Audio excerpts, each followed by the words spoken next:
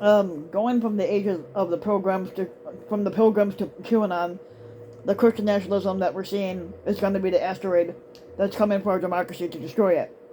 Now, if the New York Times 1619 Project and Donald Trump's 1776 Commission marked two defining moments in American history, as well as opposite sides of an ideological chasm, which is a new book by socialists Philip Gorski and Samuel Perry, it identifies a third defining moment. It's not a proposed founding, but rather an inflection point, the moment when the nation's history could have gone in a different direction completely.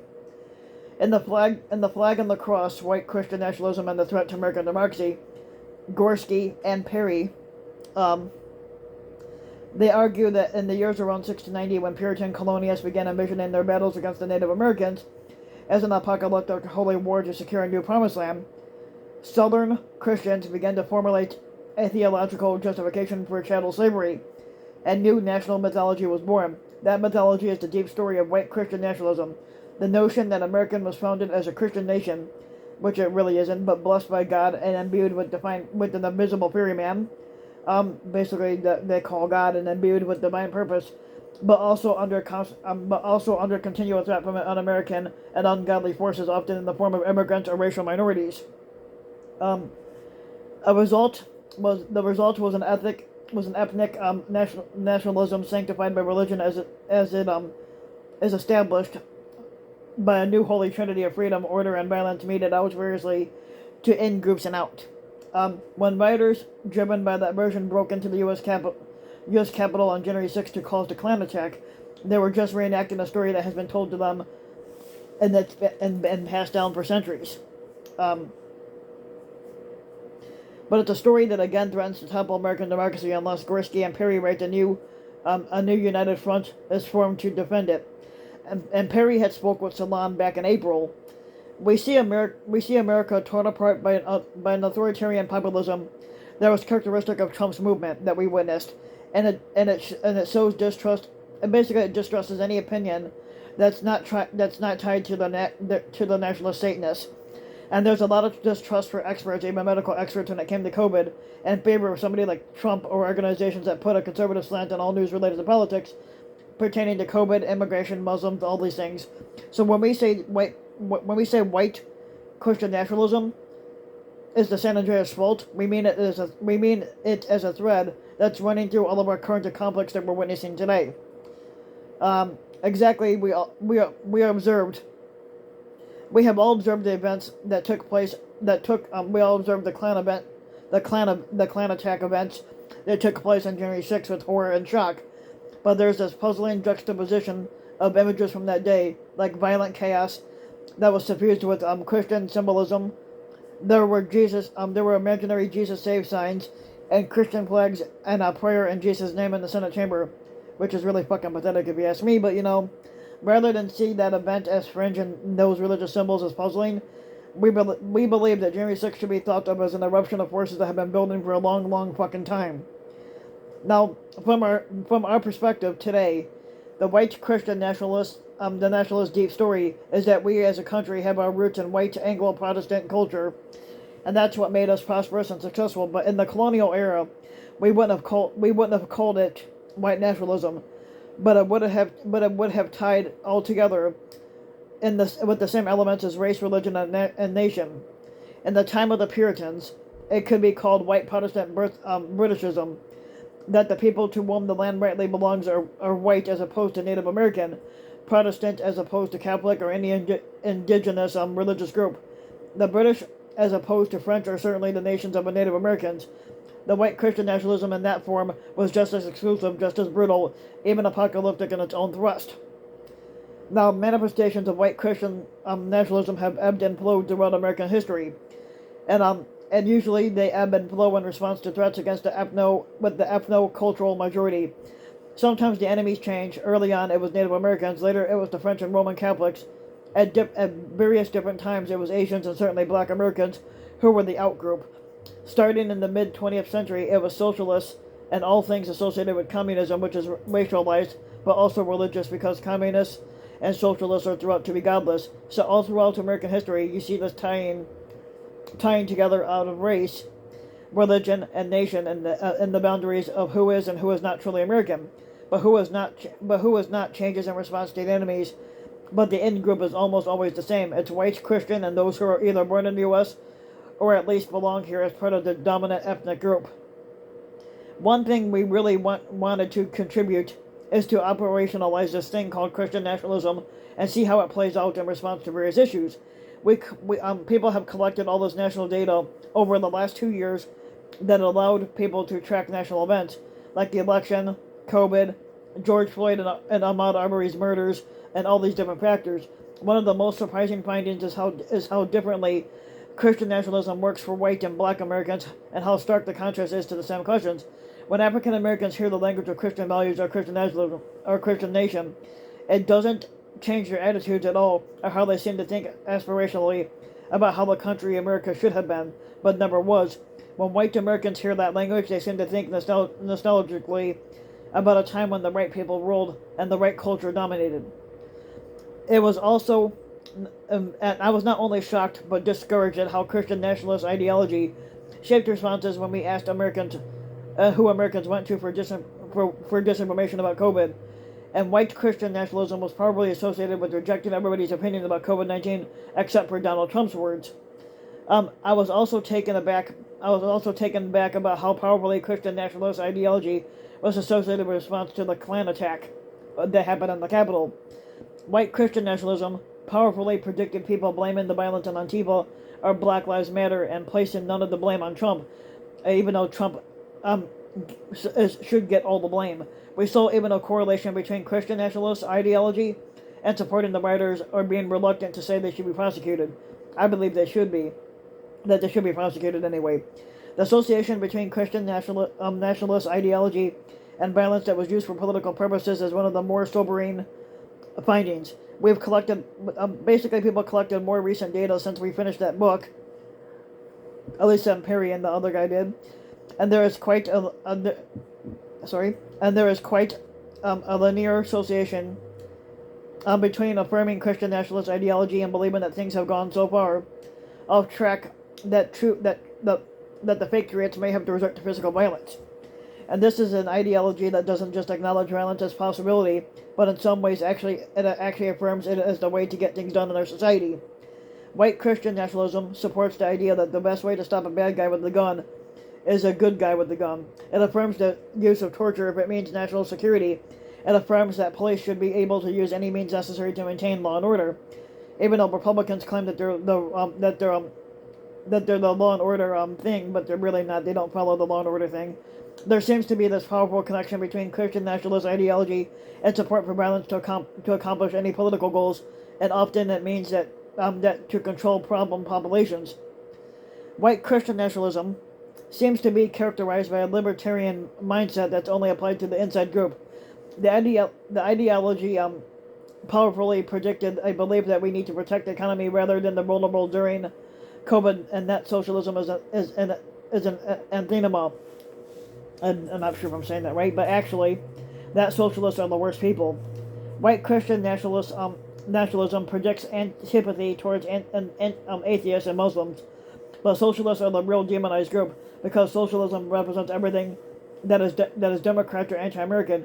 It is not only an economic threat, but a cultural, ethnic, and religious threat. Now, white Christian nationalism advocates for maximum freedom for our group, but there's also this connection between authoritarian violence and social order. Christian nationalism wants order in the form of hierarchies, and men on top, whites on top, and Christians on top, heterosexuals on top, and any threats to that order are met with a justified religious good guy violence. And this is what we saw on January 6th when the Klan attack happened. The justification of righteous violence and taking back our country from, in the words of the Klan guy shaman, the tyrants, the communists, and the globalists, and showing them that this is our nation, not theirs. So there is this kind of holy trinity: freedom for us, order for everybody else, and when that order is violated, they get the fucking violence. Hold on a second. Oh shit.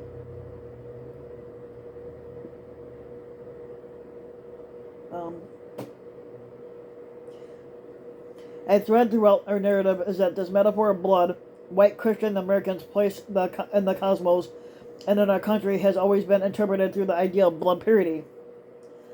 We are that we are distinct and superior people. There is also the idea of bloody conquest, that America is out there and the land is ours, and we are justified in using violence to take what the invisible fairy man has given us.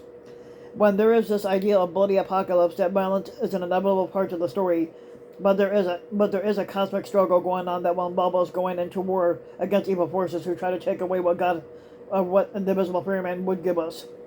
And one thing we try to underscore is that Americans that are gripped by the white Christian nationalist deep story see violence as inevitable.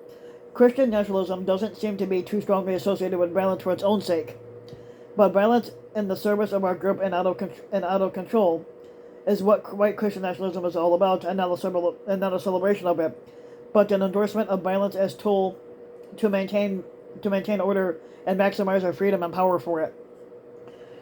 Back in the 1776 Project, which is when the Declaration of Independence was signed, is one narrative of America's past. The whitewash story where Anglo-Protestant values are the secret to our national prosperity, and yes, slavery was real, but it was an aberration. Obviously, the 1619 Project has a completely different narrative that sees slavery and white supremacy as a constant thread throughout history, and that we as a nation were set on the trajectory of white supremacy because our roots are founded and buried in it. We take a slightly different approach from the 1619 Project that we see contingency. We see opportunities throughout America's history where oppression could have been lifted, and yet we decided not to go in that direction. But we continued to live according to this white Christian nationalist mythology, and of course different from the 1776 Project. We believe that white supremacy has been a constant thread throughout our nation's history, and not one that had to be, but one we chose again and again and again. White evangelicals, the group most beholden to the Christian nationalist ideology, have long been characterized by what sociologist Christian Smith called the idea of embattlement. They constantly feel that they are at war with the surrounding culture, with the surrounding culture that aims to persecute or marginalize them. This is part of the Christian nationalist story, because when you believe your culture is inextricably linked to the state and the nation, and you believe it is not your story but America's story, when you start to see culture change, you're perceived as an attack on your own group. It used to be that people like Jerry Falwell could look at pornography and say, "This is wrong," and use the language of filter degradation. For me, do I believe that looking at pornography is wrong? No, because I watch it all the fucking time.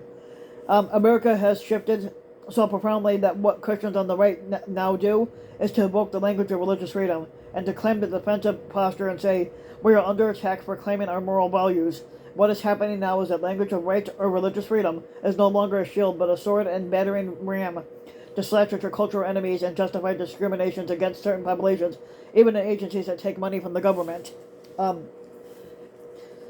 When we surveyed the Americans back in October of 2020, it's basically found that white Christian nationalism was the most powerful predictor that you already thought voter fraud was rampant, which it wasn't, but that we make it easy to vote, and that you would support hypothetical civics tests in order to vote or disenfranchising certain criminal offenders for life. Now, this paints a picture of how white Christian nationalism, being fundamentally anti-democratic, and that it supports limiting voting access to those who prove worthy, and the people who are worthy are the people like us. If there is a thread tying together today's white Christian nationalists with the founding fathers, it is only that white landowning Anglo-Protestants, the white landowning Anglo-Protestants should be able to vote according to what we're witnessing. In subsequent surveys, we asked, is voting a right or a privilege? Blankly, the majority believe that voting is a right, which it is, but we also found that white Americans who affirm Christian nationalist ideology are more likely to think that voting is not a right but a privilege. In other words, something that we can take away. One of the things that we document is that Christian nationalist theology is a powerfully associated, and not just with believing misinformation about COVID, QAnon, or the Capitol Klan insurrection, but about religion and American history. That you believe the Constitution references our obligations to the visible fairyman, which it does not, or that the First Amendment says Congress can privilege Christianity, which it cannot. Now, for years, we have known that evangelical Christians tend to do poorly on quizzes of scientific knowledge, Not because they're fucking retarded per se, but because when they're asked questions about the Big Bang Theory or evolution or even continental drift, they get those answers wrong because of ideology. Not because they don't know what the answer is, but because they intentionally say that this isn't the way it went down. We find the same thing with Christian nationalism. It inclines Americans to affirm answers that paint Christianity as central to American history. Part of that is ideology, but another part is the misinformation put out by agencies like Barton's Wall Builders that contribute to the narrative that America has been evangelical throughout history, which it hasn't been. Um, we see this effort to try to control American history in Trump's 1776 commission, which was led by executives at Hillsdale College. None of them which are professional historians, because they're not. They threw together this document that is supposed to be a counter to the 1619 Project, talking about American exceptionalism and slavery as an aberration. But all in all, America is great, and here are the reasons why. This is an effort to control the narrative about who we are as a people. We have always seen this, and it's often tied to race. A great recent book, The Bible Told Them So by J. Russell Hawkins, argues that there's a segregation theology that motivated white evangelicals in the South. It wasn't just explicit racism.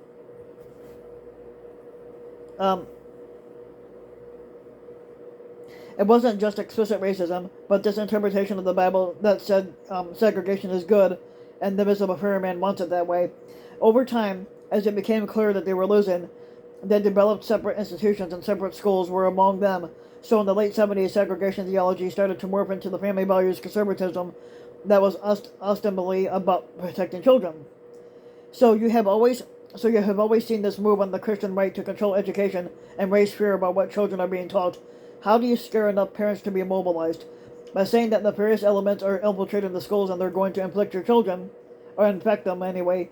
Within that, you have this push for homeschooling or for vouchers to defund the public schools and support privatized education, in which parents on the right can raise kids who are white, Christian conservatives, and you can maybe starve them off or stave off the forces of secularization. Basically, you can stave off the forces of secularization and diversity. What we've seen in the political and religious realignment over the last few decades is the concern that the Christian nationalism is no longer strong enough by themselves to win victories politically. That required them to relax the bounds of who is part of their team.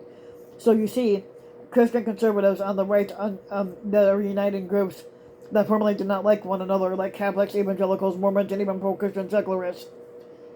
Increasingly, we can't talk about a Christian right so much as a pro-Christian right choice, because Christian identity isn't really necessary anymore. You can be a secular pro-Christian American and think Christian is an ethno-cultural category that supports traditional values. All of these identities are on the same team, since what you want is an institutionalization of what Christian ethno-cultural and victories for the political right are. So over on the Democratic side, they have nothing to close at. This is why Republicans are a lot stronger as a group than many realize, because they're united around ideology and ethno-religious belief in the way that Democrats are constantly fractured. Even though we see the demographic decline among the white Christians, the unity on the right belies the demographic numbers. So we know that Christian nationalist ideology ebbs and flows in response to threats. When you tell white Christians about their imminent demographic decline, they respond with greater Christian nationalism. If you're a savvy politician, you could stoke a Christian nationalist response that mobilizes power in your target audience to collective action. And I think that it would take everybody from the never Trump evangelicals all the way to the secular left. It's going to take